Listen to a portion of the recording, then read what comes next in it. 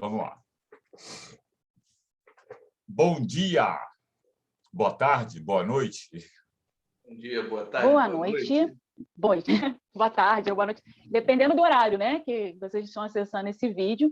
A gente vai iniciar nosso Papo de Quinta, que é uma iniciativa aqui do Grupo Ciro em Foco e da página Ciro em Foco também, tá? Nós somos os administradores, para quem não conhece, eu sou a Silvia, estou aqui acompanhada hoje pelo Sérgio e pelo Jason, e a gente vai debater algumas coisas sobre a campanha do Ciro, lógico, né? Até porque esse tem sido o foco, né, do grupo e da página, mas também algumas coisas que aconteceram aí nos últimos dias, no último mês, né, sobre política, sobre o Bolsonaro, logicamente, porque falar de política hoje no Brasil sem o nome inominável.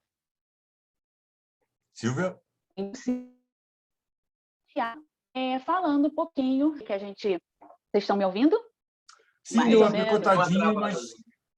deu uma travadinha. Acontece, é um inferno, né? A internet tem as suas facilidades, né? Mas também, às vezes, se torna um empecilho quando a gente É tenta culpa fazer do prefeito determinadas coisas. de Caxias, não é isso?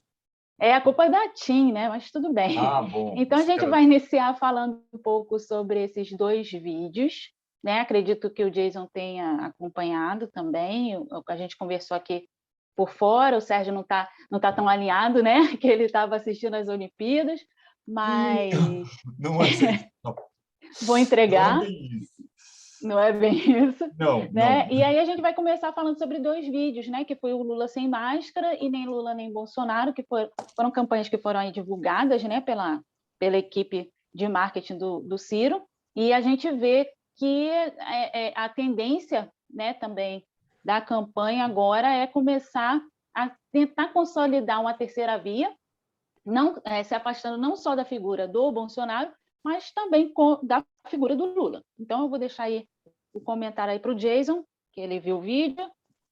Então, eu vou deixar essa bola aí com ele agora, para ele falar aí sobre esse curso aí de atacar o Lula. Na verdade, não é nem ataque, é porque quando a gente comenta os erros, os tropeços, os equívocos do governo PT, aí o pessoal não toma isso como uma análise do passado para agora, no presente, a gente conseguir corrigir os rumos para o futuro. E assim, é o que eu sempre digo, o Lula ele conseguiu uma estratégia que lá para o início dos anos 2000 era uma estratégia quase que perfeita. Ele adaptou a teologia da prosperidade para a política.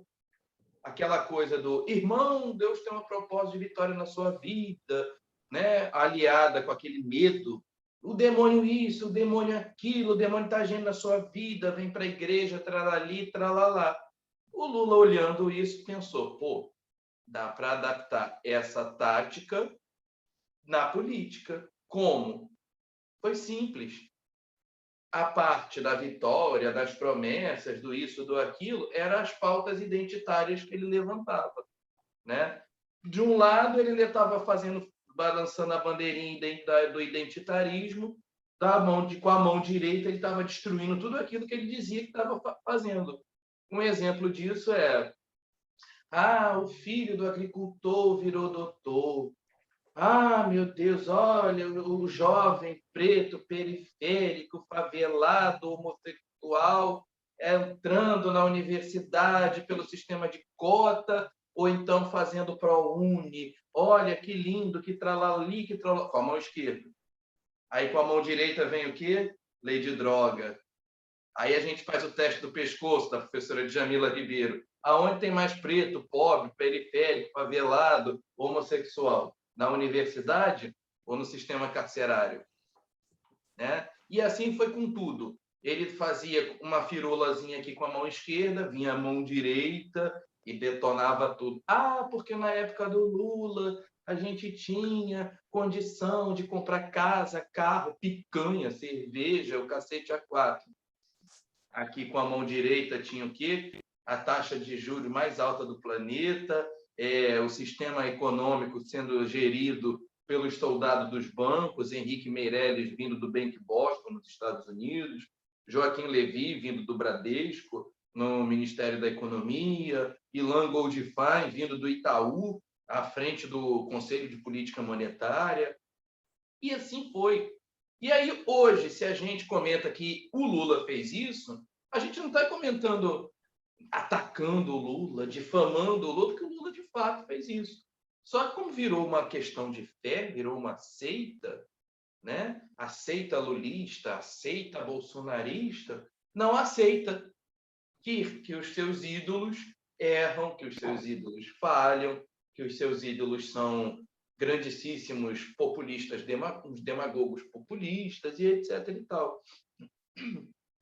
E aí o Lula vem dizer que é contra taxar a grande fortuna, porque as fortunas vão sair. Aí a gente, é como o Ciro fala no vídeo, vão sair para onde? Para a Estônia? Porque só a Estônia não cobra lucros e dividendos.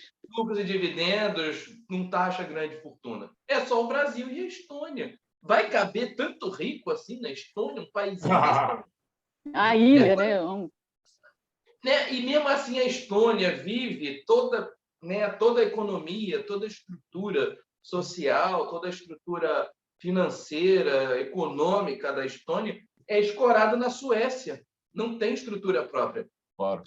O Estado não faz absolutamente nada, se escorou na benevolência da Rainha Sílvia, que, aliás, é quase que uma brasileira.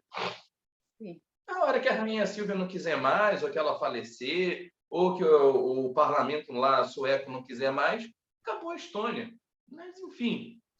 E aí transformaram o debate político numa coisa rasa, numa rinha de torcida.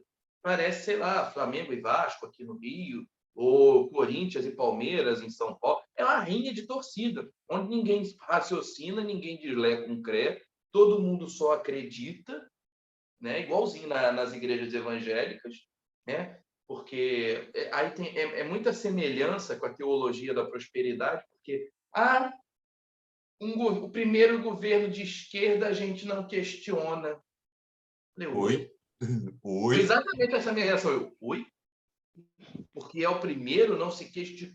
Porque foi o primeiro que não sei o quê. Aí adoram macular a memória de Getúlio Vargas, né? Porque Lula foi o melhor presidente do Brasil. Por quê? Foi ele que fez a Previdência? Foi ele que deu o direito do voto feminino? Foi ele que fez a justiça interessante eleitoral? É que teve... Sim. Diga, doutora.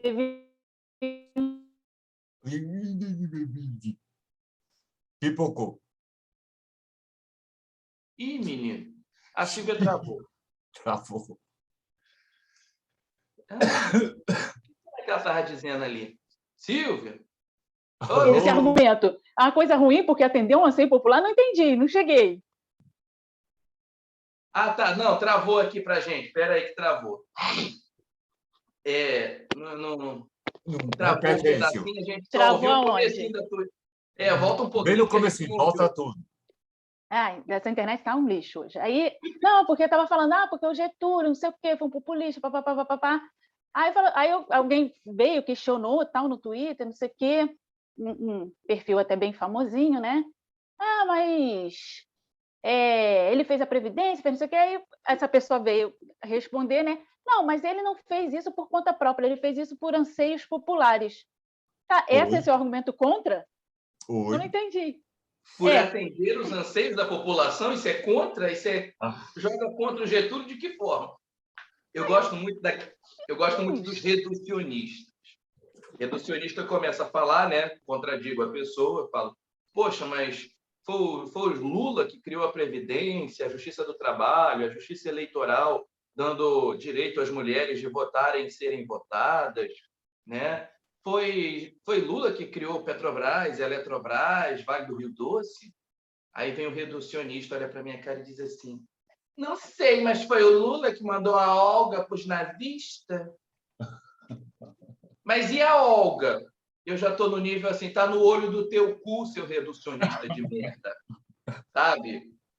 Tá lá, porque nem o próprio Luiz Carlos Prestes guardou tanta mágoa, tanto rancor, o próprio Prestes subiu no palanque do Getúlio para ele voltar democraticamente eleito depois para governar o país. Mas e a Olga? Mas e a Olga? Eu já estou na base enfim. Perdendo a classe, né? Total, nenhuma, classe nenhuma. Aí tudo que Getúlio fez se resume na Olga. Mas e a Olga? Né? A justiça eleitoral, as empresas públicas, né, que nós não tínhamos, Embratel, Eletrobras, Petrobras, Vale do Rio Doce, Companhia Siderúrgica Nacional, tudo aquilo que o Fernando Henrique meteu o pau lá no meado dos anos 90, né? A Previdência, etc., tudo isso se resume na Olga. Né? E aí essa mesma galera insana, idólatra, porque só sendo muito idólatra para não conseguir reconhecer erro de uma outra pessoa que não, perdão, que não é nada da sua família, né? Não é nada seu, não é seu parente, não é tua mãe, não é teu pai, irmão, primo, nada. Você não precisa ter tanto afeto, tanta gratidão, né? Porque o cara fez o mínimo do mínimo do mínimo. E aí fica nesse papo de doido, nessa coisa. Aí outro dia eu tive uma treta, acho que a Silvia até viu, com o lance do próprio Lula, né? Eu aproveitei esse gancho que o Ciro deu, eu fiz uma sériezinha de episódios mostrando como o Lula usou as diversas máscaras do Lula, né? Isso era o identitarismo. Depois joga isso lá na página, acho interessante. Sim, eu vou pegar elas e vou jogar para lá. Eu fiz 4 episódios mostrando, né, os 4 maiores dramas do Brasil, que era a educação, a segurança pública, era a reforma agrária, porque está desde Getúlio. Getúlio tentou fazer isso, né, criando o próprio Getúlio cria o INCRA, né, Instituto Nacional, né, da Reforma Agrária e tal, mas o Getúlio tinha muita coisa para fazer do zero. Não dava para o Getúlio pegar uma roça, né, um roçado tamanho litro, que era o Brasil lá da década de 30, e colocar o Brasil uma potência industrial, que era o sonho do Getúlio.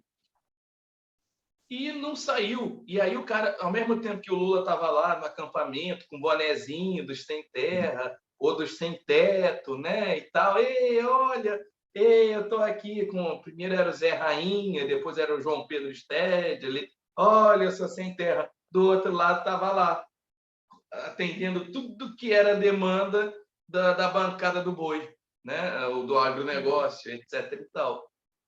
E me vem um bonitinho com aquela cantilena lá de 89. Não é o momento. Não é o momento de criticar o Lula. Eu falei, meu filho, mas não é o momento desde 89.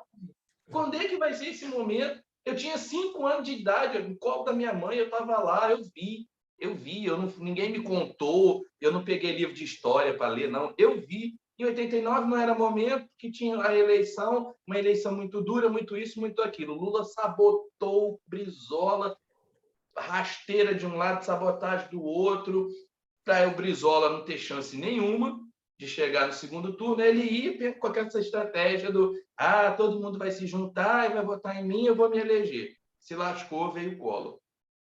De lá para cá foi a mesma história do não é o momento. Não é o momento, porque aí vem o impeachment do Collor, não falar alguma coisa contra o Lula, fazer uma reflexão. Não é o momento, porque tem que ter um impeachment, é mais importante tirar o Collor. Igualzinho esse discurso de agora. Não é o momento, que tem Bolsonaro, a gente tem que tirar o Bolsonaro. Eu lá com meus 7, 8 anos, vendo que não era o momento. Já ouvia que não era o momento.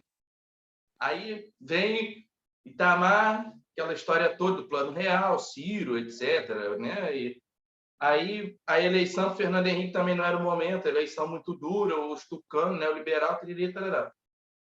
Chega hoje, 2018, os caras, depois de botarem o único candidato que perderia para o Bolsonaro no segundo turno, né, que era o Haddad, que já tinha perdido a prefeitura de São Paulo, que não foi nem para o Dória, foi para as abstenções e votos inválidos. Teve mais gente que sequer foi votar, ou que, se foi votar, anulou o voto, do que gente que tenha votado no Haddad. Pega justamente esse cara e leva para o segundo turno. Não tinha uma pesquisa, de um único instituto. Nem a pesquisa encomendada pela CUT, no Vox Populi, não deu esperança.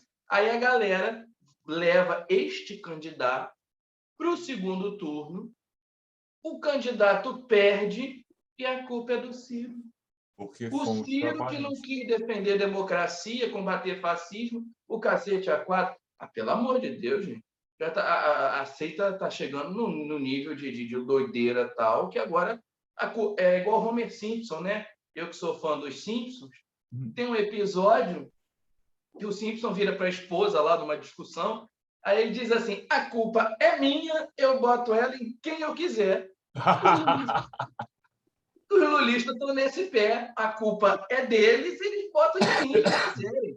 Não esquentaram com democracia, com nada. Era Lula ou nada, não temos plano B. É Lula, Lula, Lula, Lula isso, Lula não Haddad vai... é Lula, Lula é Haddad, e não Isso, adianta... não, mas... É assim, porque não foi visto também, assim, que Bolsonaro ganhou sim, a gente sabe, tal, mas o antipetismo venceu também, gente.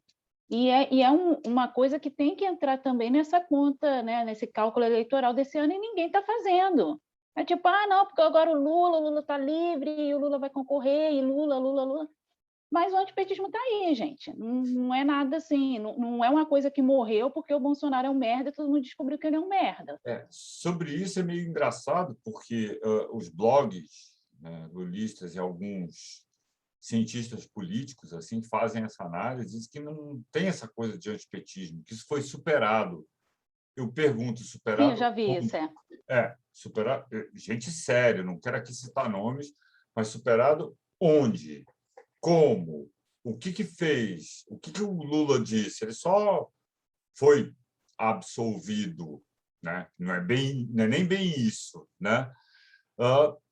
Aonde? Cadê? Então, assim, tudo indica que esse prato está na mesa. Ele vai estar aqui nas eleições, está batendo a nossa porta e ninguém está contando com isso. Tudo bem, tem as pesquisas aí que apontam o Lula saindo na frente, etc. Mas, vamos lá, o índice de rejeição do Lula não está baixando, tá? As pessoas estão dizendo, ai, que bom, Lula de novo, vai ser maravilhoso para o país. Não me parece ser o que eu tenho ouvido, assim, de boca a boca, não é exatamente o sentimento que eu tenho colhido das pessoas, não me parece ser o que as pessoas desejam para o país. Novamente, uma volta do PT e do lulismo.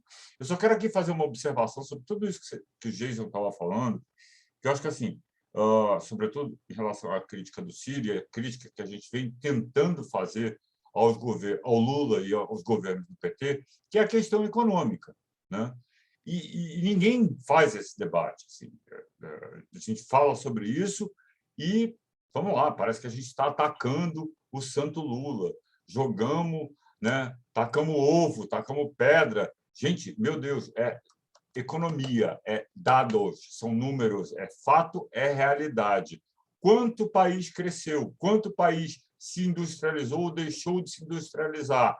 Né? Quanto foi dado de... O Jason fez um post outro dia que eu achei muito interessante, que era a questão da dívida ao FMI, que foi trocada pela dívida interna, que hoje é um dos maiores vilões contra o crescimento econômico. É isso que atrapalha de uma maneira absurda, só aqui nesse país,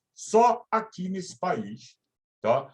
Assim, contra toda a noção de soberania, de cidadania, de tudo que a gente possa imaginar, você pega quase 50% a 48% do orçamento público e paga juros de dívida de banco. É mais de 50% do orçamento. É mais de 50%, né? Assim, todos os anos a gente consegue fazer a loucura de pegar do PIB, né, que é Produto Interno Bruto, tudo que arrecadou com impostos, com vendas, com isso, com aquilo, para pagar a rolagem de juros. Isso daí foi o primeiro Lula sem máscara que eu fiz, mostrando como ele começou a fazer a firula com a mão esquerda e a destruir tudo com a direita. Pagamos a dívida. O Brasil não tem mais dívida. Exato. Pagamos Todo a mundo dívida saiu daqui achando...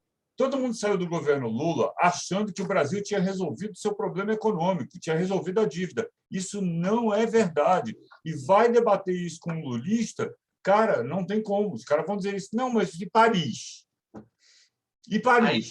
E Paris fica nessa. Fica E aí nessa. o Lula troca, né, o juro de 0,5% ao ano da dívida com o FMI, que o FHC tinha feito. Aí faz tipo o Dom Pedro, né? Foi o Dom Pedro I, parte 2. Dom Pedro I, para fazer a independência do Brasil, tomou um empréstimo brutal, violento, com a Inglaterra para pagar a Portugal. Nasce a dívida externa. Aí o Brasil mantém essa dívida brutal por décadas, por séculos, né? Até chegar no Lula. Sim. Aí o Lula diz que pagou a dívida externa, só que ele fez um empréstimo brutal, monstruoso, com os bancos internos, 3 bancos, Itaú, Bradesco e Santander. E o Santander sequer é brasileiro, é espanhol. Aí você troca o juro, que era 0,5% ao ano com o FMI, para um juro que ele tinha, né, posto lá os soldados do banco, Meirelles, Levi, Langold Fine, com uma Selic que já estava num teto de quase 19% ao mês. Um juro de dando 1.300%, 1.300%. E nisso o país está crescendo. Então, acabamos com a fome, botamos todo mundo na universidade. Né? São essas as conquistas do governo do PT. Está aí todo mundo com dívida, né? Do PRONE. A gente sabe que foi uma das coisas mais complicadas do governo, assim, que realmente deu acesso, deu. E aí? Mas você não resolve a economia, você não dá oportunidade de emprego para as pessoas. As pessoas vão lá, se endividam e não tem emprego no país. Não tem um planejamento. Eu acompanho muito a China, né? Vocês sabem disso. Acompanho muito a economia chinesa, me interessa muito a experiência chinesa. Cara, tem planejamento de tudo. Os caras estão aqui hoje olhando o que vai acontecer daqui a 25 anos. Sim. A criança que vai nascer hoje, daqui a 25 anos, vai ter que tipo de emprego, no que a gente vai investir, como é que a gente vai preparar a sociedade para que ela seja produtiva e tenha direitos e acessos ao que o Estado pode prover. O que foi feito no Brasil? Qual é o plano? Essa é a pergunta que ninguém se faz. O que foi feito de forma duradoura? Por exemplo, a Silvia tem mestrado em políticas públicas, né? Aí ela pode até falar com um pouco mais de conhecimento que eu. Eu posso, assim, sem sombra de dúvida, eu acho que a única política pública que o governo do PT fez foi a lei do encarceramento, ou vulgo lei de droga, porque todo o restante continuou como programa do partido, programa do PT. Programa Minha Casa Minha Vida, programa Bolsa Família, programa de aceleração do crescimento, programa do partido. Aí ficava como na igreja evangélica. Vota em mim ou em quem eu indicar, porque senão o outro vai entrar e vai tirar tudo isso. Né? Aquela história do nós contra eles, eu sou bonzinho, ele malzinho, né? Vote em mim, mantenha o meu partido perpetuamente no poder, ou vocês perdem tudo. Né? Aliás, Silvia, eu queria até te ouvir um pouquinho a respeito da lei de drogas, me fugiu o número dela, né? É uma lei de 2006, é 13.400 e alguma coisinha, eu tenho aqui nos meus anotados, mas enfim. A respeito desse encarceramento em massa que se deu basicamente, né, essencialmente, na verdade, um preto, pobre, favelado, transformando o Brasil na terceira maior população carcerária do planeta. O Brasil está atrás só da China e dos Estados Unidos. Já estamos perto de bater quase 1 milhão de encarcerados no Brasil por conta da lei de droga, que, por ter sido pessimamente mal construída, mal planejada, mal redigida, ela conseguiu a proeza de que ela veio para transformar, para descriminalizar o usuário, mas conseguiu transformar o simples usuário de um baseado de maconha, disso, de aquilo, em traficante. Né? Porque, assim, se abriu uma brecha interpretativa de quem poderia ser considerado usuário. Né?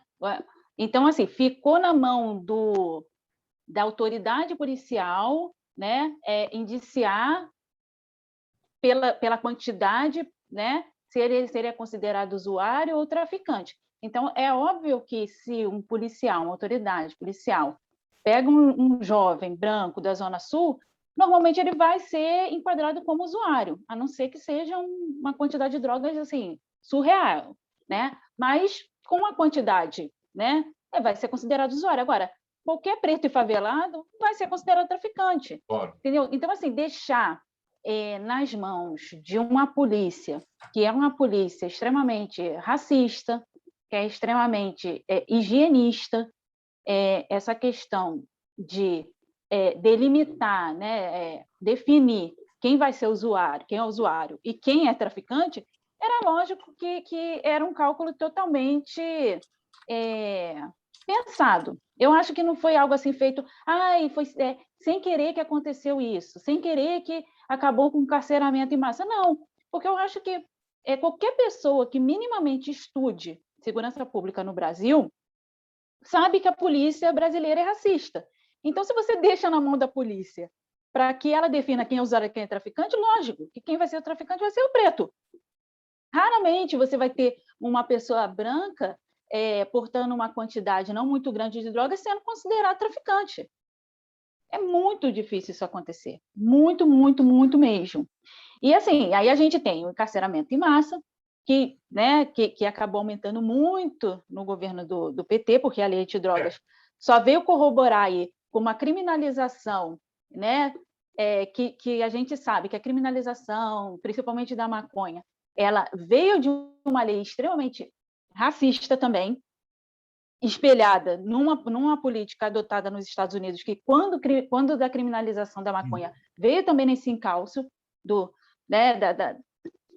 da segregação racial, etc. Então, assim, a gente vê que, sabe, era uma coisa assim, fadada ao fracasso.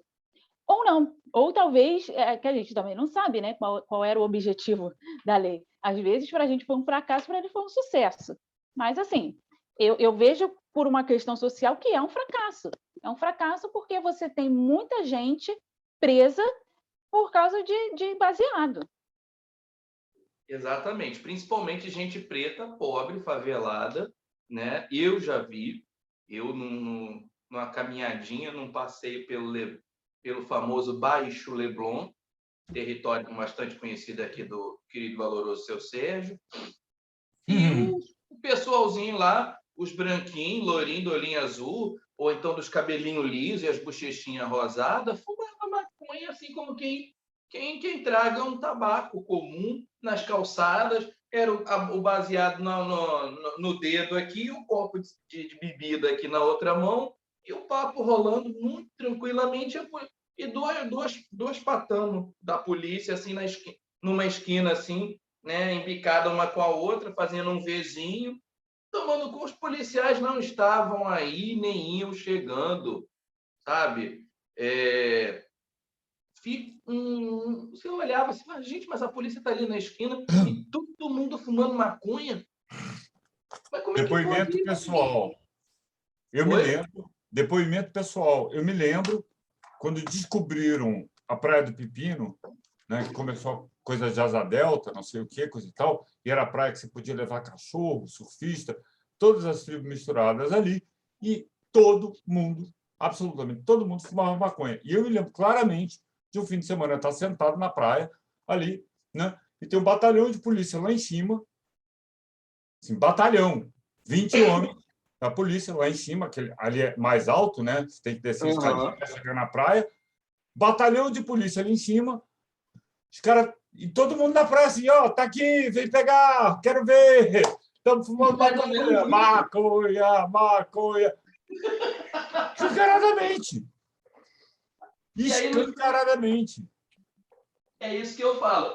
Quando o pessoal começa a criticar, né, a falar da PM e tal, e aparece aqueles fanboy que eu chamo de Maria Coturno.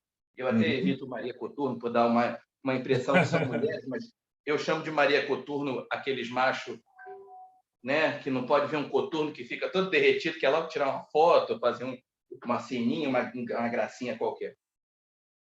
E aí, não, porque não sei o quê, porque como é que é? Quando você precisar de ajuda, liga para os bandidos. Eu falei, olha, no lugar da onde eu venho e onde eu me criei, é mais fácil você ligar para os bandidos mesmo. Você como é que é lá? Ô Mordaça, Então, menino, podia falar o nome dele. Enfim, um apelido qualquer. Ô, Mordaça, dá uma chegada aqui, meu filho. Está acontecendo isso, isso e isso. Mordaça vai mandar alguém no máximo em 3 minutos. Opa, 3 minutos. Né? Aí você liga para a polícia, leva 20 minutos, meia hora. O que tiver, se você tiver de morrer nesse meio tempo, meu filho, um abraço, a polícia vem só para chamar o rabecão.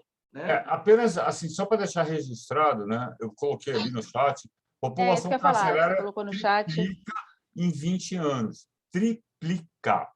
Em 20 anos, a população carcerária do Brasil triplicou. Triplicou. E o nosso sistema carcerário está bem longe de ser, né, aquele sistema carcerário. Eita! E caiu. Caiu. Cataposte. Não foi... Cadê? Tá voltando. Não sei. Foi um tombo isso. Meu Deus. Eu acho que foi aí. Desligou tudo aí, Caiu mas mesmo. vamos lá. Ou foi Dá luz. prosseguimento aí. Dando prosseguimento. Voltou? Caiu, vai, fala. Pronto, voltamos. Né? O sistema carcerário brasileiro está longe de ser aquele sistema carcerário norueguês, Não. né? Que é um sítio onde não tem grade, não tem muro, não tem nada. O preso fica preso ali porque ele sabe que ele tem que ficar preso. Ele faz curso, ele tem acompanhamento psicológico e psiquiátrico. O governo procura saber quais foram os motivos que o levaram a delinquir para tentar corrigir aqueles motivos lá atrás. Sim. E não simplesmente punir porque cometeu algum crime.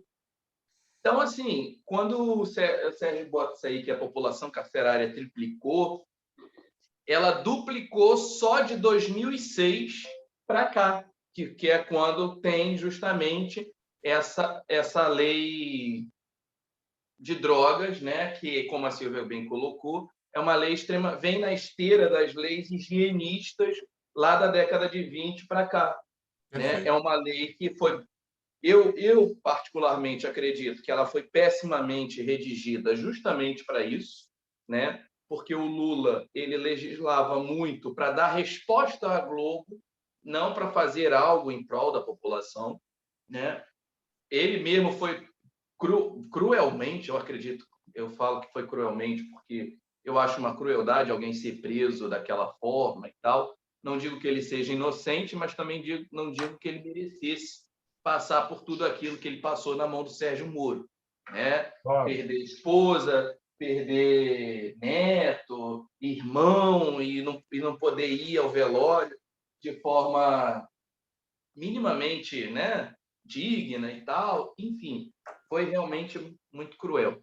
Eu queria... E ele, não, aqui, só para finalizar, Sérgio, rapidinho. Claro.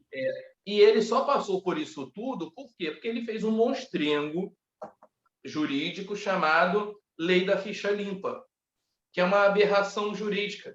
Eu lembro de um professor que eu e a Silvia a gente gosta muito, que é o professor constitucionalista Lênio Streck, desesperado lá em Brasília, falando: Lula, você está maluco? Isso não tem menor cabimento. Não. E ele levou adiante, sancionou e vetou lá para dar uma resposta para a Globo, sempre para dizer que ele não tinha nada a temer, e etc, e tal. Então, assim, essa mania que o político brasileiro tem de legislar para dar resposta a algum caso infamante que está em voga na mídia é o que leva a gente para o buraco. Né? Mas diga, Sérgio.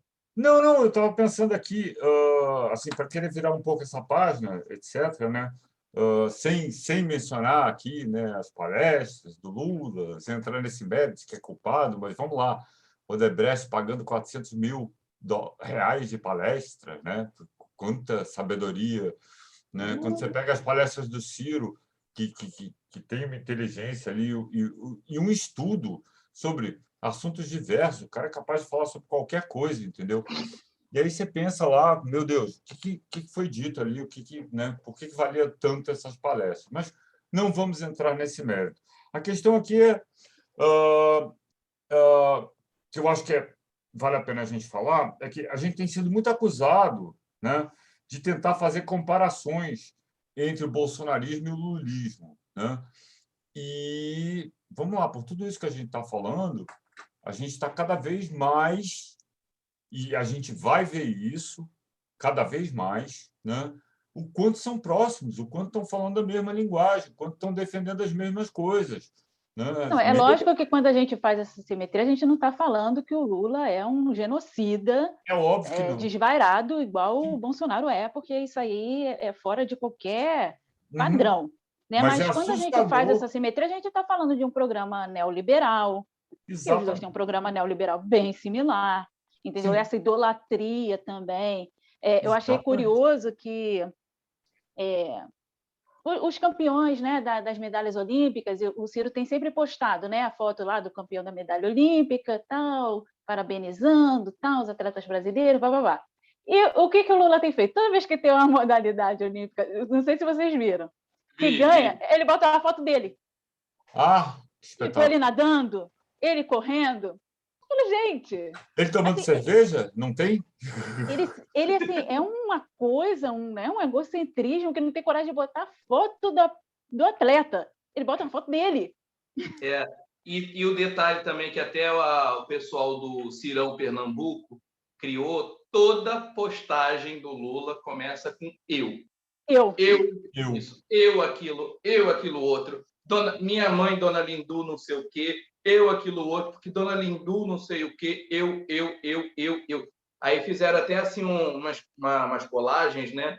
Com eu de fundo, e as postagens dele começando tudo com eu. Isso que a Silvia falou mostra bem. É um traço de narcisismo, né? Ele é incapaz de render homenagens a outra pessoa. E quando faz com a imagem dele. Isso é de um narcisismo galopante. Coisa assim para a pessoa assim, deitar no divã e passar assim, uns 10, 15 anos de terapia. Por aí que a gente pode dizer que beira o Bolsonaro, né? Está ali. Sim. Aí não tem nenhuma falsa simetria, porque é igualzinho. Exato. Né? Mas, falando de Bolsonaro, eu estou aqui revoltado porque esse indivíduo está aqui hoje promovendo um verdadeiro caos aqui em Florianópolis. Está tendo uma motociata, né? Que é uma coisa que, olha, pelo amor de Deus. Né? E queria comentar um pouco sobre isso. O que vocês acham? Essa semana foi muito quente, né? Teve aí, finalmente, parece que o STF acordou, né? Tá encurralando, que é uma coisa que eu sempre disse lá atrás, que eu achava que ele ia ser impedido de alguma forma por esses processos, que eu achava que ele não ia concorrer, ele ia ser inelegível. Eu sempre disse isso lá atrás. Tá? Então, não estava nem preocupado ali com pesquisa, porque eu achava que a saída era que, num determinado momento, todas as instituições, né, a elite que apoiou, a mídia, as próprias instituições, assim, os congressos, deputados, etc., que ainda estão sugando tudo que pode ali, né, com essas emendas parlamentares. Então, enquanto o Bolsonaro prover dinheiro, aquilo vai estar mais ou menos ali, mas para virar é um pulo, né? É 2 toques, sobretudo em ano de eleição. Para você querer se descolar da figura do Bolsonaro, está ali, virou a porta com maior tranquilidade. Não, eu nunca apoiei, né? Sou contra, é um genocida, é um maluco, etc, etc. E aí, CPI, tudo isso, a escalada de coisas que vem acontecendo, né, indicam que, bom, preparem seus coraçõezinhos, que nós vamos ter um ano aí tenebroso. Mesmo que a gente saiba que ele não vá conseguir, né, talvez, ser elegível, né, ele vai botar fogo nessa chapa. Ele vai continuar usando dessa estratégia que ele vem utilizando desde o começo do governo, só vai piorar um pouco mais, ele só vai ser mais ofensivo nisso. Porque eu vejo assim, o modus operandi do Bolsonaro é muito assim, eu vou jogar isso aqui, uma coisa bem absurda, e vou ver qual é a reação. Uhum. E aí, se a reação não for aquela que eu estou esperando, eu retroajo naquilo.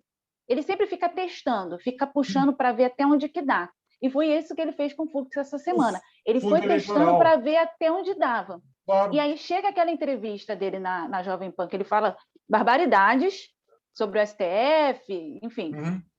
E aí aquilo ali tirou o Fux do prumo. Sim. Entendeu? Mas ele testou até... Deixa eu ver aqui até onde que ele vai. E se ele aposta, eu dobro a aposta. Exatamente. Sabe? Ele vai continuar fazendo isso. Ele está encurralado, ele está perdendo apoio, e aí ele vai continuar falando ali para esses 10%, 15%, 20%, sei lá, de maluco que tem no país, né, que não consegue enxergar nenhuma... É incrível. As pessoas, assim, um nível de delírio, pelo amor de Deus. Estamos lutando por um Estado democrático. Democrático aonde, meu amigo? Aonde que isso é democracia?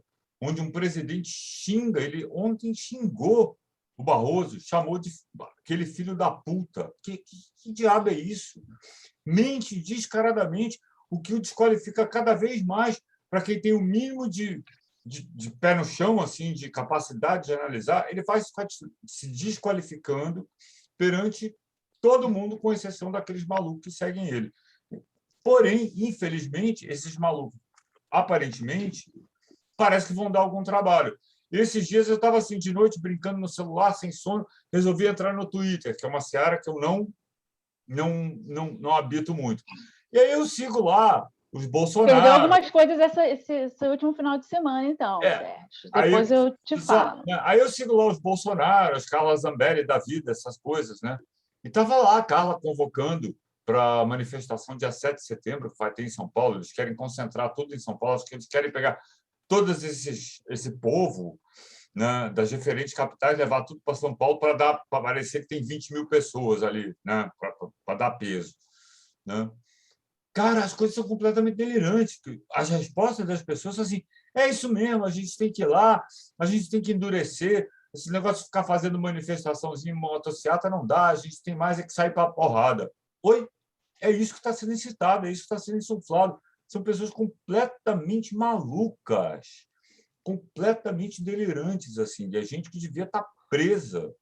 Mas, enfim, é isso que está se desenhando aqui para o nosso futuro. Esse tipo de gente é interessante observar que existe dos dois lados. A gente comentava aqui a respeito da seita dos lulistas, que não aceita crítica e tal, e tererê. O pessoal do Bolsonaro é a mesma coisa. E aí, se você observar com um pouco mais de frieza, de equidistância, né? Der um passo atrás para fazer igual aqueles tiozão, já viu? Que pegam alguma coisa para ler, aí não enxerga, ele bota lá, aí até zoava, né? Meu padrasto é assim, eu falo para ele, o braço está ficando curto. Isso.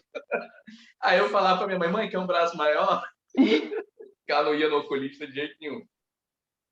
Então, assim, se você para analisar, essa conduta bolsonarista é a mesma conduta dos lulistas.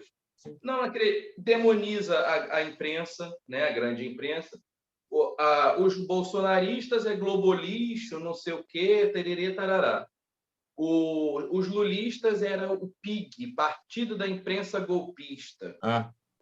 Só prestava a opinião dos blogs bajuladores. 247, DCM, GGN, Tijolaço, o Cafezinho, Viu o Mundo, e por aí ia. Aí a Globo, tudo que era da Globo era Globo golpista, era o povo não é bobo, abaixo a Rede Globo, e etc. e tal. Bolsonarista é a mesma coisa, sabe?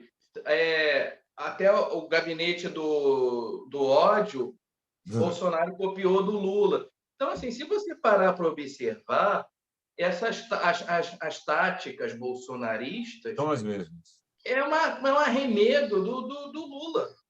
Quem inventou fake news? Nenhuma. Se a gente parar para olhar, não tem novidade. Não criou nada. Quem instalou fake news no Brasil?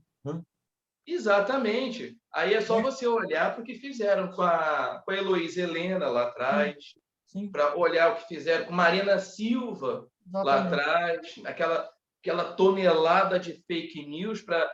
Aí eu acho interessante que na política puseram um termo bonitinho para difamação, crime de difamação, né? Você difamar alguém para esse alguém perder a credibilidade. Perder. Aí eles chamam de desidratar. Lula está desidratando a campanha de Marina. Eu falo, gente, que eufemismo bonitinho, né? Para difamação, às vezes até calúnia, porque na cabeça deles, esses atores políticos são uma plantinha que eles regavam diariamente. Aí parou de regar, desidratou. Ai, pois é, eu esqueci de botar água na minha florzinha. Ah, meu Deus do céu, ela murchou. Eu estou tão triste. É isso, né? Aí eu achei legal até porque, assim, com a Marina Silva foi pesado, porque pegaram até o marido dela, fizeram uma denúncia para dizer que ele estava envolvido com tráfico ilegal de madeira. E, assim, até ela provar que focinho de porco não era tomada, Oh, pronto, a campanha dela já estava desidratada, né? Já tinha perdido e tal, aí ela retirou a candidatura dela, etc. e tal. Foi até quando, por raiva, ela apoiou o Aécio. Mesmo Eu ela acho que é sendo aí que ela... que ela Isso errou de aí é vez. que... É, é. Que aí o como pessoal erro. pegou, tá vendo? Olha, ela conhece o que a fadinha do bosque neoliberal. Em seguida ela aparece esfregando a neca na cara de todo mundo, né? Ah, olha a minha neca aqui, ó, e tá ela lá esfregando a neca na cara do povo, né? A neca é essa que agora já declarou voto em Lula, porque ela não é trouxa, né? Tá lá a dona Neca Setúbal, né? Herdeira do Itaú, dona de grande fortuna, querendo o quê? Que a sua fortuna fique maior ainda. Ela vai querer votar num Ciro? Nem a pau, Juvenal. Né? Aí agora eu acho interessante que na política o crime de difamação tem esse eufemismo bonitinho, é desidratar. Né? Eu peguei isso de uma amiguinha que a Silvia conhece. A Nome, Silvia já sabe até quem é ela. nome, Sei, mas vai, por favor. prossiga. Quero nomes. Não. Tem uma Não, amiguinha em comum. a fofoca bem feita é fofoca sem nomes. Ah, tá. Exato. Vai lá. Que aí eu Escreve estava ali no chat, vai, ninguém vê. Não se compromete. do governo, a parte econômica do governo Lula, ela olhou para minha cara e disse assim: ah, mas eu faço uma outra leitura. E que leitura que dá o diferente dá para fazer disso? A minha. Depois dessa eu não vou nem insistir, tá? Parei por aqui. Eu não sei por que você insiste, porque outro dia também teve uma discussão, tal, um negócio de Lula. Aí eu até comentei, eu falei, bom, mas ficar usando como joguete, né, cotas raciais, programa Bolsa Família, em troca de voto, isso é muito perigoso, tal. O que ela me respondeu? Que eu botei assim, mas é saudável que se tem uma mudança de poder na democracia, e o PT já passou muito tempo. Aí ela botou, eu não vejo problema em prosseguir o PT, contanto que eles mantenham os programas. Eu falei, mas era exatamente isso que eu estava falando, que eles estão usando o programa para se manter no poder. Eu falei, não, Silvia, nem comenta mais nada, não, deixa para lá, porque não adianta, essa é convertida, não tem jeito. Não tem, assim, não conhece teorias do Estado, não estudou princípios constitucionais, etc. e tal, não procura conhecer também. E tem aquela idolatria. Tudo que você comenta de equívoco para tentar alertar os atuais candidatos a não cometerem isso no eventual mandato, não é um alerta aos atuais candidatos. Você está cometendo heresias e blasfêmias contra São Lula da Silva, o padroeiro das grandes fortunas. Né? Não, é aquele negócio, né, que eu já fui inquirida também. Mas aí se for o segundo turno, Lula e Bolsonaro, você vai anular? Ou vai... Porque você está falando mal do Lula, gente? Se for o Bolsonaro contra, sei lá, o cracudo da esquina, vai ser o cracudo da esquina, gente. Qualquer coisa. Poste, cachorro, qualquer coisa. Então, assim, é uma pergunta meio, né, idiota. Porque você tá... Aí vai chegar lá no segundo turno, vou votar nele. Cara, se for ele contra o Bolsonaro, o que eu vou fazer? Vou votar no Bolsonaro? Não tô maluca. E nem vou votar em branco para deixar esse infeliz ganhar de novo. Então, assim, a gente fica... Mas eu não quero ser colocada nessa escolha. Você está sempre no dilema do bonde. Eternamente, a política num perpétuo dilema do bonde. Vai votar no Bolsonaro? Vai ter sempre um Bolsonaro. Sim. O Bolsonaro antes era o Alckmin, depois passou a ser o Aécio, agora vem realmente o Bolsonaro. E se for ficar nessa, mas vai votar em quem? Vai votar no Alckmin, o neoliberal, não sei o quê, para os tucanos voltar? Vai votar no Aécio, o chincheiro, narcotraficante, caralho, 4? Ah, vai votar em quem? No Bolsonaro? Vai ficar sempre esse dilema do bonde da política de extremos. O Sérgio deve conhecer a Roberta Ehringer, lá do Mato Grosso, lá de Cuiabá. Ela que faz as artes do... Ela faz a... Tem um perfilzinho no Instagram chamado Política Digital. Não conheço. Eu vi que Ela você está na tua compartilhou no lista, story, parece. não foi? Comentou nas publicações dela e tudo. Não sei, estou até anotando aqui. Roberta Ehringer. Ehringer com H no início, Foi que sobrenome. você compartilhou no story ontem? Isso. Eu achei bem interessante, eu não conhecia, não. Ela é habilidosa pra caramba com Photoshop, com essas coisas de imagem, então ela cria essas artes, né, que fica bem nítido ali, bem didático, né, da gente ver como essa aposta na polarização pelos dois não é à toa. Por quê? Porque sem poder polarizar, sem ter essa teologia da prosperidade política, né, sem essa coisa do ganho, aliado a um medo muito extremo, quando você passa a ter um discurso minimamente razoável, você baixa a bola da insanidade para o razoável, nenhum dos dois consegue se manter, porque aí vai discutir o quê? O Lula vai ter condições de discutir economia tendo posto, sei lá, o Meirelles, tendo posto Guido Mantega, praticado a mais alta taxa de juros do planeta, trocado uma dívida de 0,5% ao ano por outra de 19% ao mês. O grau de profundidade dele vai ser, não, o tripé macroeconômico é uma coisa que já está institucionalizada e é bom para o país. Vai ser isso. É a nova matriz econômica e blá, Vamos blá, blá. manter. Tripé macroeconômico vem dando certo há 3 décadas. Né? Muito certo. Os níveis de industrialização do Brasil, ou melhor, de desindustrialização do Brasil, mostra bem isso. Então, por isso que eles precisam um do outro. Um retroalimenta o outro. Se não tiver com quem polarizar, a eleição fica perdida para os dois. Claro. Embora eu acredite que Bolsonaro não vai conseguir por um fator que está passando despercebido às nossas atenções. Né? Bolsonaro está sem partido e está se desidratando de uma maneira abissal, sabe? Cada dia a rejeição dele aumenta 3, 4 pontos. Né? Uma coisa assim. Vai para o PTB, vai morrer abraçado com o Roberto Jefferson. Eu não sei se o PTB vai querer, não, porque aquilo ali são hienas e coiotes. Aquilo ali não se abraça com defunto, com carniça que não tenha de onde beliscar alguma coisa. A partir do momento que Bolsonaro não tiver mais onde ser beliscado, meu filho, Roberto Jefferson pula fora daquela canoa, igual pulou do Lula. O cara era presidente dos Correios. Claro. A CPI não era a CPI do Mensalão, era a CPI dos Correios para investigar a brutal corrupção que o Roberto Jefferson instalou naquilo ali.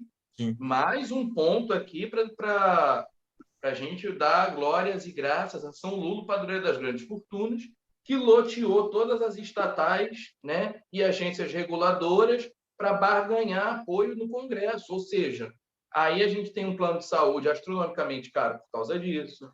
A gente tem uma conta de energia elétrica absurdamente cara justamente por causa desses uma gasolina. Exatamente. Então, assim, aí agora a gente convive com o Roberto Jefferson completamente louco, tá? Parece como é que é o nome dele? Aquele ator famoso dos filmes de faroeste, John Wayne. Parece um John Wayne tupiniquim da terceira idade, né? Só faz videozinho armado, com aquele trabuco velho, daqui a pouco ele vai me aparecer. Eu acho que é um problema, assim, sei lá, né, um problema sexual, não sei o que ele tem, porque é uma fissura por armas, né? Não, aquilo ali é tudo papagaiada para agradar Bolsonaro, porque deve estar mordiscando alguma coisa. A partir do momento que Bolsonaro perder a capacidade, perder a musculatura política e onde ser mordiscado, acabou. Não vai ter nem ninguém que queira aquilo. E aí, por ele estar sem partido, eu acredito que ele vai cortar um dobrado. O partido que ele tentou criar, o tal do Aliança para o Brasil, com o Brasil, ou Aliança para o Brasil, enfim, Aliança pelo Brasil, uma coisa bobagem assim. dessa. Um negócio desse aí. Não foi adiante, não conseguiu, tentou usar assinatura eletrônica, mas para ser assinatura eletrônica tem que ter token, não tinha token, era só uns nomes lá. Aí o TSE falou, pô, isso aqui pode ser inventado, fraude, né? Que garantia eu tenho que isso aqui não seja uma fraude? Aí, enfim, não conseguiu criar o partido dele, brigou com o PSL, tem uma pequena parte do lado do PSL que ainda gosta dele, que ainda apoia, mas é a troco daquelas mordiscadas, né? Morde aqui, morde ali, sopra acolá e por aí vai. A partir do momento que não tiver mais isso, os partidos se desinteressam, até porque o Centrão se tornou muito mais fisiológico a partir daquele loteamento lá atrás, feito pelo Lula, o meu Lula, presidente né? Lula. Como diria aquele molengão do Haddad, o Lula, né? Loteou tudo, fez um puteiro danado. Ah, você quer a ANS? Toma. Você quer a ANEEL? Toma. Ah, você quer a Anatel? Toma a Anatel para você. E por aí vai. E aí, quando não tiver mais nem isso, né, o pessoal abandona ele e aí falando, ó, para que você não vem, né? Há um forte rumor de que talvez o PMDB o queira. Aliás, há até uma conspiração dizendo que foi por causa disso, né? A PMDB aí de Santa Catarina, eu não quero falar nada não, mas Santa Catarina, né, é um estado muito horroroso, né? Berço de neonazista, tem bolsonarista a rodo. Eu não quero A rodo. Santa Catarina não, né? É muito agraciado pela natureza, mas socialmente... Pois não, seu Sérgio. Não, eu quero falar sobre isso um pouco virando a página, tá? E trazendo um dado aqui que eu acho importante a gente discutir, porque eu não tinha exata dimensão disso. Então, vamos virar a página do Bolsonaro e vamos falar do bolsonarismo, né? Eu aqui me deparei com uma coisa absurda, como pouca gente sabe, eu moro num bairro aqui na ilha, que é um bairro bastante isolado, é um bairro onde o poder público praticamente não tem atuação nenhuma, então ele é abandonado. Para vocês terem ideia, a gente tem 30 mil moradores, 90 e poucos por cento não tem escritura pública. Tá? É tudo tramóia, não tem fiscalização nenhuma, é rua irregular, é gato disso, daquilo. É uma coisa absurda, assim, né? E é uma área que está dentro de um parque, é um bairro que está dentro de um parque estadual, cercado de lagoa, de duna, de não sei o quê, cheio de área, limitado por áreas de preservação permanente e que estão sendo invadidas há muito tempo e concedidas aí, não só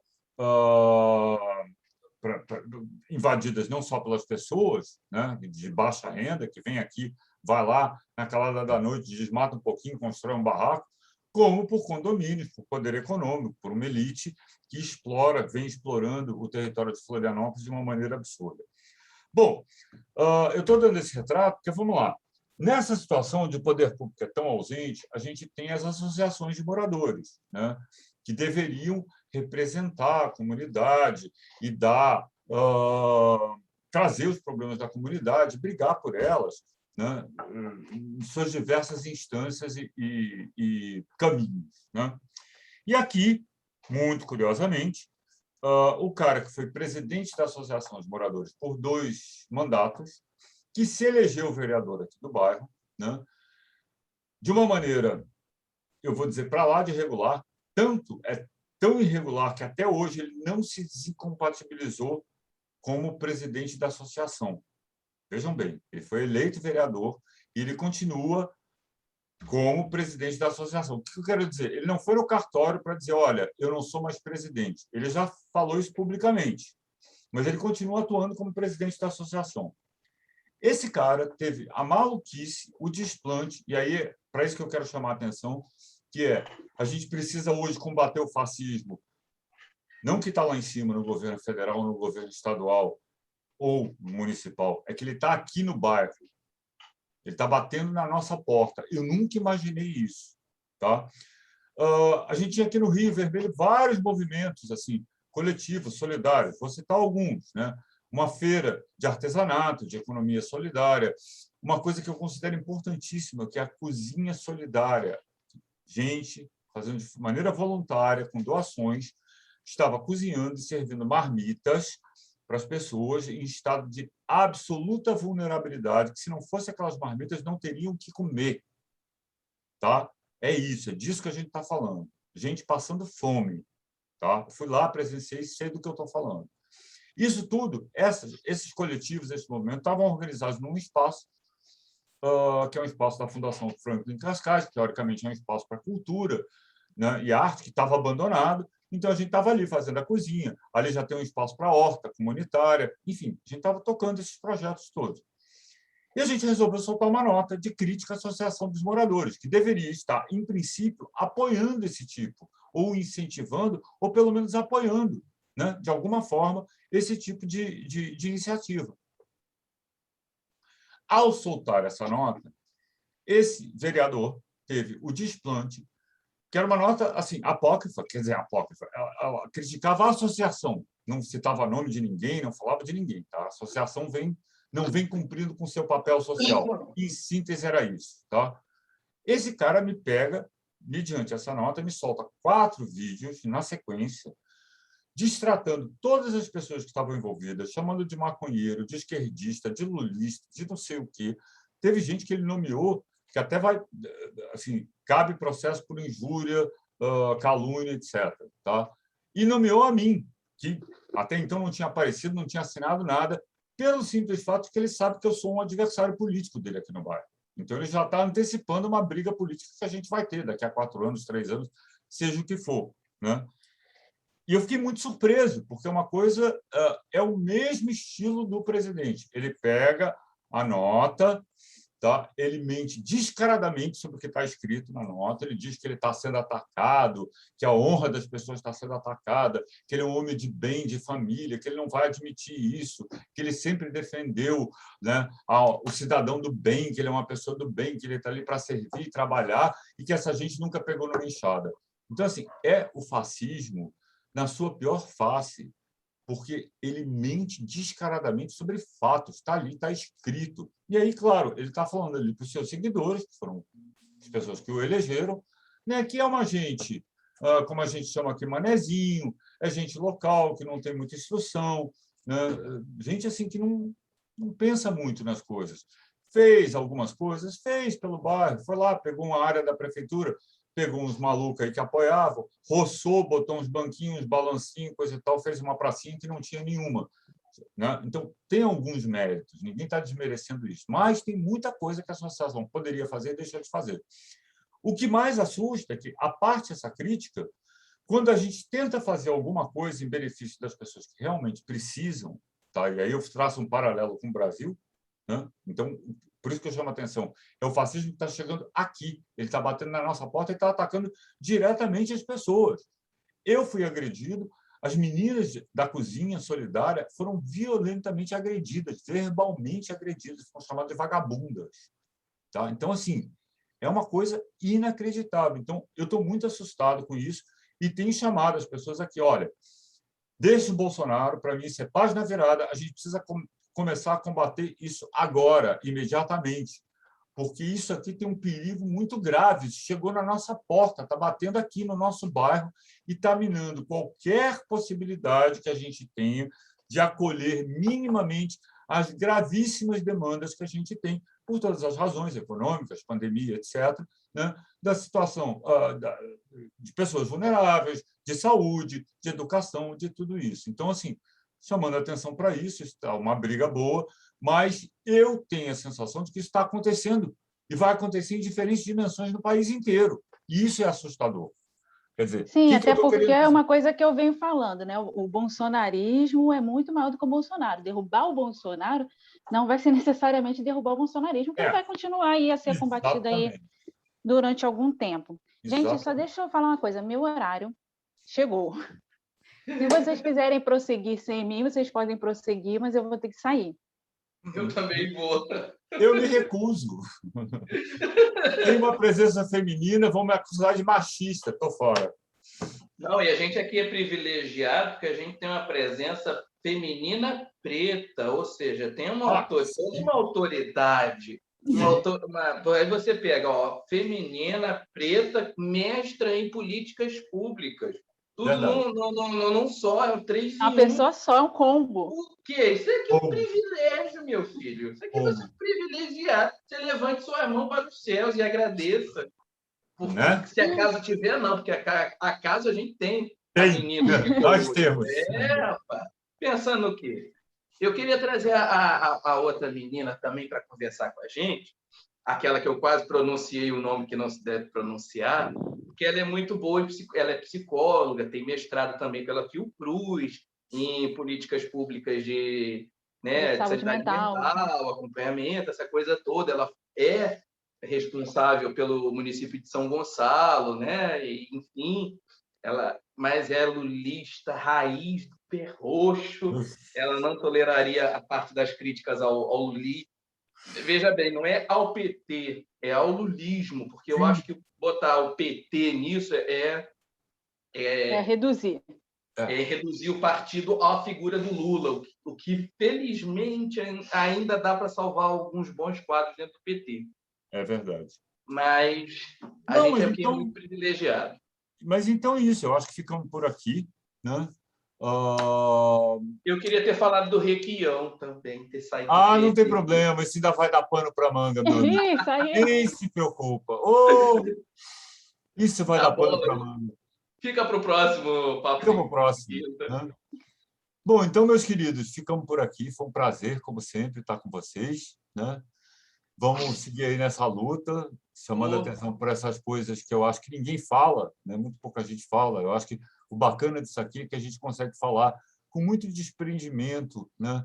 De coisas que muito pouca gente fala atualmente. Então, acho que isso é importante, esse registro é fundamental para que a gente turbine aí as consciências, dê dados e coisas para as pessoas pensarem e evoluírem um pouquinho, né? Verdade.